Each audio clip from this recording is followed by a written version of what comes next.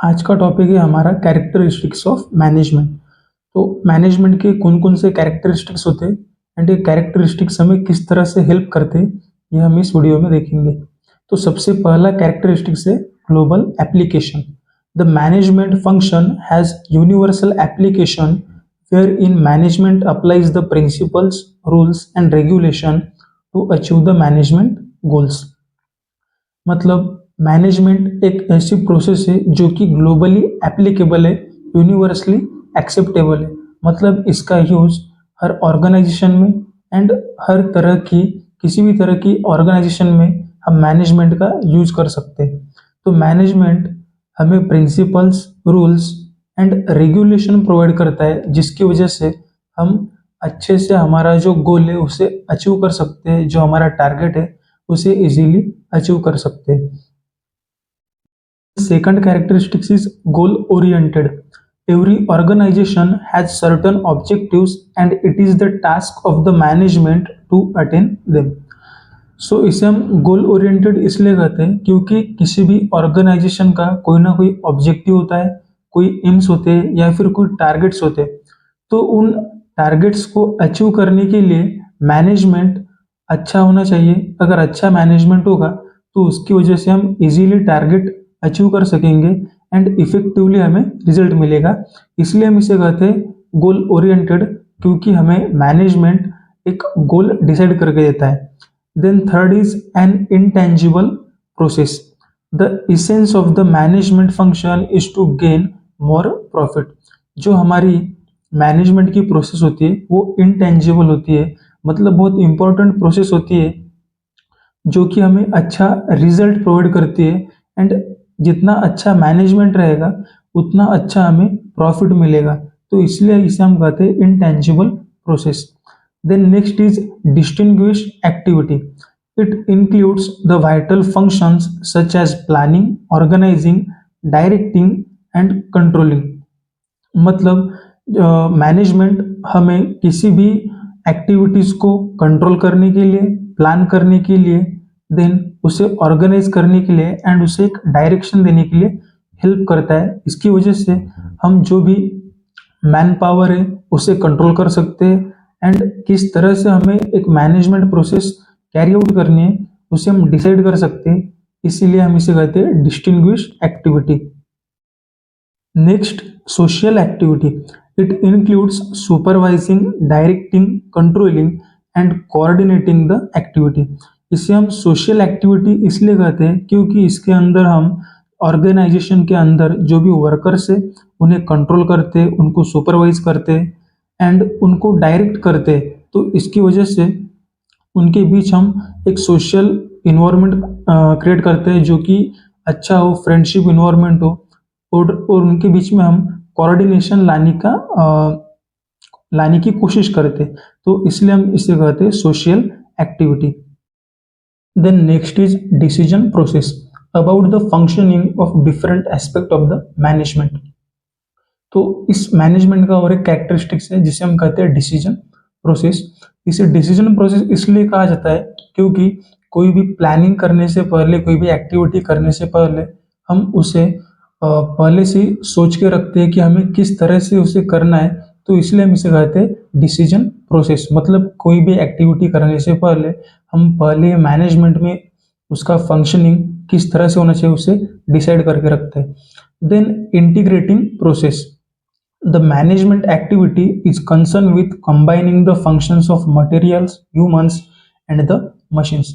इसे हम integrating process इसलिए कहते हैं क्योंकि जो भी एक्टिविटीज होती है जैसे कि material activity, human activity and machines activity, तो इन सब एक्टिविटीज को एक जगह पे लाना, उन्हें मिक्स करना, उन्हें मिलाने का काम मैनेजमेंट करता है एंड उन सब वर्क को एक साथ लाके उसे एक गोल ओरिएंटेड प्रोसेस में रखना या फिर उसे एक पर्टिकुलर डायरेक्शन देना, इससे इसका काम जो रहता है वो मैनेजमेंट का रहता है। इसलिए हम इसे कहते हैं इंटीग्रेटिंग प्रोसेस।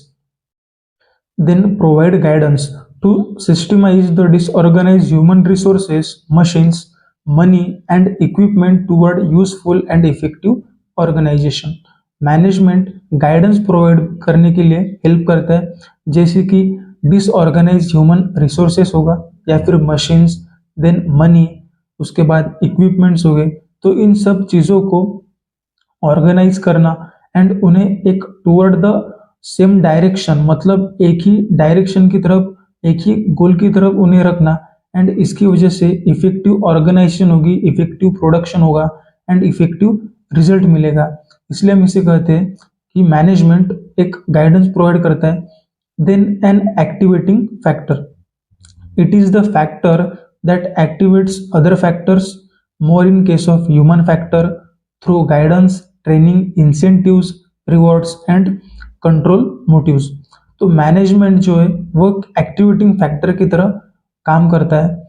ये ज़्यादातर ह्यूमन फैक्टर पे अच्छे से काम करता है। तो इसका काम क्या होता है, तो जो अदर रिसोर्सेस है उन्हें एक्टिवेट करना। कैसे एक्टिवेट करेंगे, तो थ्रू गाइडेंस या फिर उन्हें ट्रेनिंग देंगे। देन इंसेंटिव्स, अगर अच्छा काम किया होगा तो उन्हें रिवॉर्ड देंगे। एंड उन्हें गलत काम करने से या फिर अदर कुछ वर्क करने से कंट्रोल में रखना। तो इन सब फैक्टर्स की वजह से अच्छे से मैनेजमेंट की प्रोसेस कंप्लीट हो सकती है। तो इसलिए हम इसे कहते हैं activating factor. Next is an economic resource. There are 5 factors of production: land, labor, capital, management, and entrepreneurship. Management transforms these sources into productive process। मतलब जो लैंड होगा, लेबर होगा, कैपिटल, मैनेजमेंट एंड इंटरप्रेन्योरशिप है, तो ये हमें एक resource available करके देते हैं। जो इंटरप्रेन्योर रहता है वो किसी भी ऑर्गेनाइजेशन की अरेंजमेंट करता है, उसकी स्थापना करता है। एंड उसके बाद ये लैंड, लेबर, कैपिटल, इन सब चीज़ों से हमें प्रोडक्शन मिलता है। तो इन सब चीज़ों को एक साथ लाना एंड उन्हें एक डायरेक्शन देना एंड इससे प्रोडक्शन प्रोसेस स्टार्ट करना, इसका काम मैनेजमेंट करता है। Then a profession, it is recognized as a profession. It has a specialized body of knowledge, principles, tools and techniques that can be taught and transferred।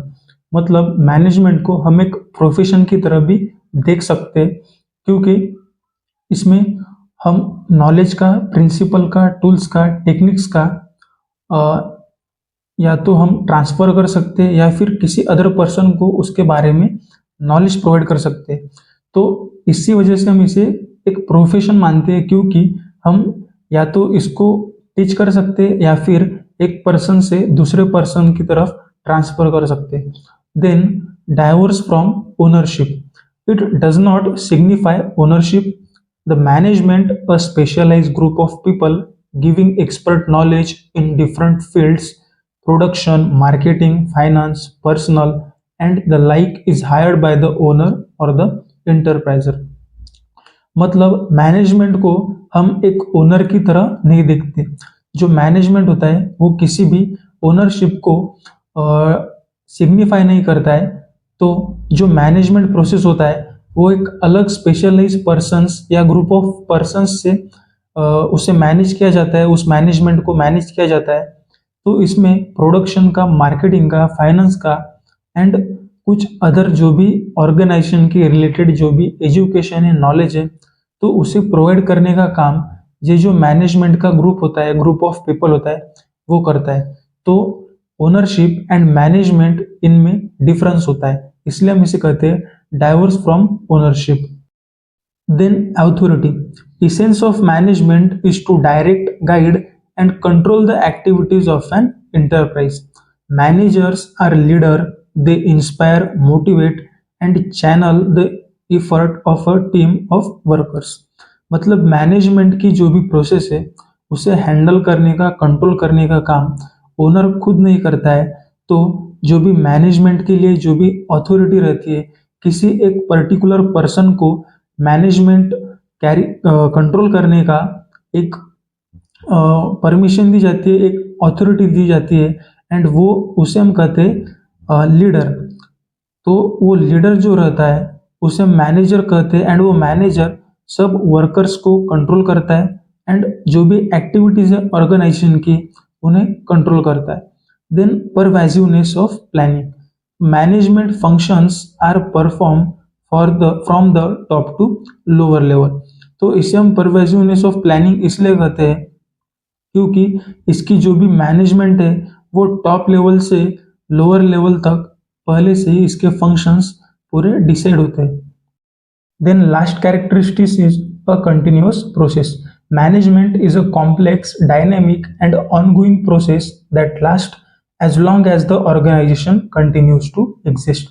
तो management एक ऐसी process है जो कि कंटिन्यूस चालू रहती है एंड एक डायनेमिक प्रोसेस है एंड जब तक ऑर्गेनाइजेशन एग्जिस्ट करती है, जब तक ऑर्गेनाइजेशन प्रेजेंट है तब तक उसके अंदर मैनेजमेंट होना बहुत जरूरी होता है। तो यहाँ पर हमने आज मैनेजमेंट के कैरेक्टरिस्टिक्स देखे। इसकी नोट्स मैंने चैनल में टेलीग्राम की लिंक दी हुई है, वहाँ से जाके आप ले सकते हैं।